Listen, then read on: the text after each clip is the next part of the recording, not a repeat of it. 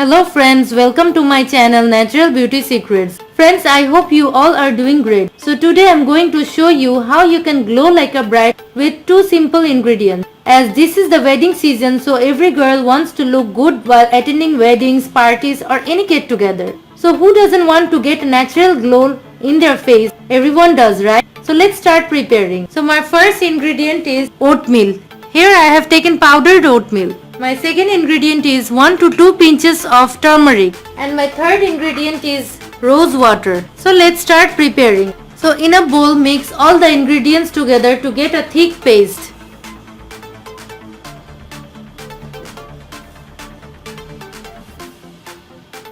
Now apply this paste on your face and scrub it in gentle circular motion for about a minute or two. Now I will scrub it for about a minute or two. After that, keep the pack on for another 10 minutes. After 10 minutes, rinse it off with water.